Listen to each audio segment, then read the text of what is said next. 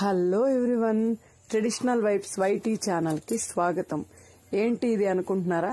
బియ్యాన్ని ఒక 2-3 గంటలు నానబెట్టి ఇలాగ మిక్సీలో మెత్తగా పట్టుకున్నానండి. ఎందుకంటే శ్రీకృష్ణుని పాదాలు ఎలా వేయాలో మీకు చూపించడం కోసం ముందుగానే ఈ వీడియో చేస్తున్నాను. సింపుల్ అండి, చాలా అంటే చాలా ఈజీగా. మన చేతి ఇటువైపు నేను చూపించాను కదా, ఇప్పుడు చేతిని ఇలా మడుచుకొని ఇలా పెడితే పాదం లాగా ఏర్పడుతుంది. కుడి చేత్తో కుడి కాలు ఎడం చేయి పెట్టి అలా ముద్రలాగా వేసామంటే ఎడం కాలు పాదం వస్తుంది. బుల్లి బుల్లి కృష్ణయ్య పాదాలు ఈ విధంగా మనం శ్రీకృష్ణాష్టమి రోజు వేసుకుందామా? నేనైతే ఇలానే వేస్తానండి. ఎప్పుడు మీ అందరికి కూడా తెలిసిండొచ్చు బహుశా, కానీ నేను వీడియో రూపంలో నేను మీ అందరికి అదో చూడండి, 2 చేతులతో 2 కాళ్ళను అలాగే వేశాను కదా. మళ్ళీ శ్రీకృష్ణాష్టమి రోజు కూడా నేను మీకు చూపిస్తాను. ముందుగానే మీ అందరూ ఇంత ఈజీగా వేసుకుంటారు అనే ఉద్దేశంతో నేను మీకు ఈ పాదాలు వేసి చూపించడం జరిగింది. ఉత్త బియ్యాన్ని నానబెట్టి ఇలా కాస్త జారుగా కలుపుకొని ప్లేట్లో పోసుకున్నాం అంటే మనం చేయి పెట్టి అద్దేయడానికి బాగుంటుంది.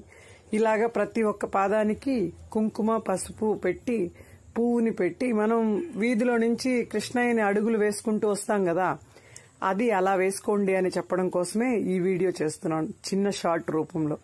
ఇలాగ 8 లాగా వేసి కూడా శ్రీకృష్ణుని పాదాలు వేసుకోవచ్చు. మీకు ఏ విధంగా సౌలభ్యం అనిపిస్తే ఆ విధంగా వేసుకుంటారని నేను అనుకుంటున్నాను. మీ అందరికీ ఆల్రెడీ ముందుగా తెలుసుండే వాళ్ళైతే ఒకసారి చూసి మీరు కూడా ఇలానే కుంకుమ పసుపు అన్ని పెట్టుకుని శ్రీకృష్ణాష్టమిని అందరూ చాలా చక్కగా జరుపుకుందామా అండి.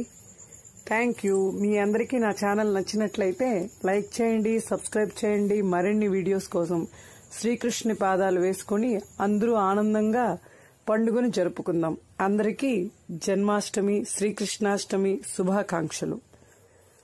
ఇలా ఆరిన తర్వాత చాలా చక్కగా వస్తుందండి, బ్రైట్ గా కనిపిస్తుంది బాగా. చూడండి, మీ అందరూ కూడా ట్రై చేయండి. రాని వాళ్ళు నేర్చుకోండి, వచ్చిన వాళ్ళు చూడండి ఎలా వేశాను అని. Thank you.